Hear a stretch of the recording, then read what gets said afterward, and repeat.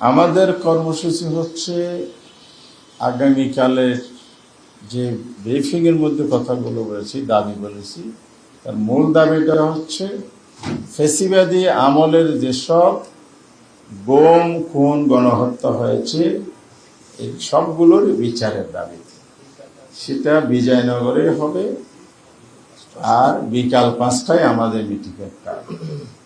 কালকে মিছিল নাই, শুধু সমাবেশ আমরা করব।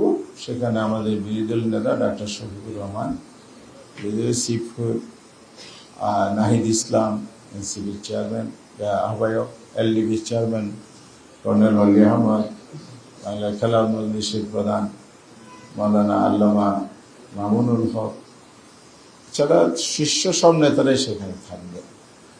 তো এটাই হলো কালকের সমাবেশ।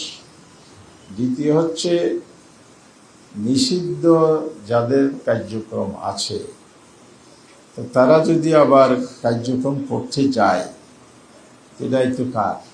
এটাই তো সরকারের। আমরা কোনো দলের বিরুদ্ধে আমাদের প্রোগ্রাম না, আমাদের প্রোগ্রাম বিচারের দাবিতে এবং নৃশংসতা, হত্যাকাণ্ড, ফ্যাসিজমের যে উত্থান, এটার প্রতিবাদ। আর এর ভিতরে যদি কেউ ঘোষণা দিয়ে তার নিষিদ্ধ কর্মকাণ্ডের জায়গা থেকে যদি কর্মকাণ্ড চালায়, এটার দেখার দায়িত্ব সরকারের। আমরা সরকারকে সে ব্যাপারে অবশ্যই দাবি জানাবো, সরকার যেন এদের অপতৎপরতা বন্ধ। আমরা তো কনসার্ন, অবশ্যই উদ্বেগ প্রকাশ করেছি, সরকারকেও আমরা দাবি জানিয়েছি। আমাদের অবাক লাগে, অন্তর্বর্তীকালীন সরকারের কথাই তো আমি বলছি, সে সময়ে যখন আইন শৃঙ্খলা অ্যান্ড আদার্স বিষয়ে এই যে মব হতো, বিক্ষোভ হতো, তখন এই সরকার, তখন সরকারে ছিল না বিএনপি, তখন রাজনৈতিক দল হিসেবে বলতো, বড় গলায় জোর করেই বলতো, নির্বাচিত সরকার না থাকলে এগুলো নিয়ন্ত্রণ সম্ভব নয়। তা আমরা আজকে প্রশ্ন করব, এখন কোন সরকার এখন ক্ষমতায় আছে? এটাই কি অন্তর্বর্তীকালীন সরকার না নির্বাচিত সরকার?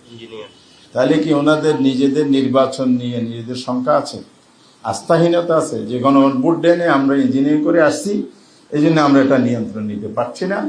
এটা বিগত অন্তর্বর্তী সরকারের সাথে আরো ভয়াবহ রূপদান করছে। নিঃসন্দেহে এটা সরকারের ব্যর্থতা, এবং সরকার যদি ব্যর্থ হতে থাকে, জনগণই এ ব্যাপারে পদক্ষেপ নিবে, এই সরকারকে ক্ষমতায় রাখবে। শাপলা চত্বরের ঘটনা, উল্টো মামলা দিয়ে বিরোধী দল বা প্রতিপক্ষ আলেম ওলামাদেরকে মিথ্যা মামলা দিয়ে ফাঁসানো হয়েছে, সময়ে সময়ে তাদেরকে হয়রানি করা হয়েছে, জেলখানায় নির্যাতন করা হয়েছে।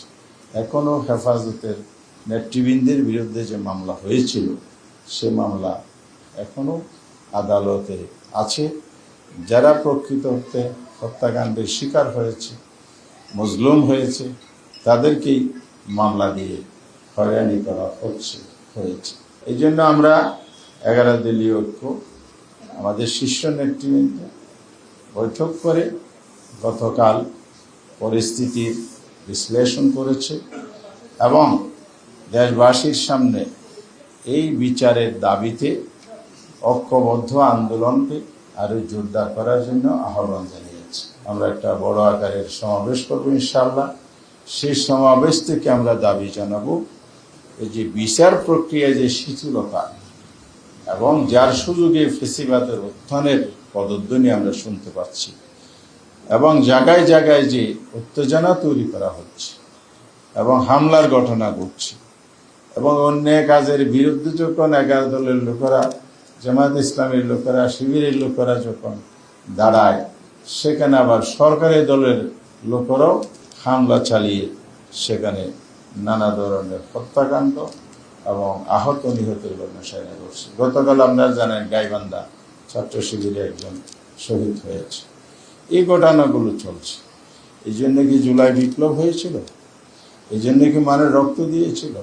এই জন্য কি দেশে ফ্যাসিবাদ মুক্ত করে আরেকটি নতুন নির্বাচনের মাধ্যমে সরকার প্রতিষ্ঠিত হয়ে, সংসদ গঠিত হয়ে, গণতান্ত্রিক শাসন ব্যবস্থার পুনর্বর্তন হয়ে আমাদের নাগরিকদের উপরে জুলুম অত্যাচার অব্যাহত থাকবে?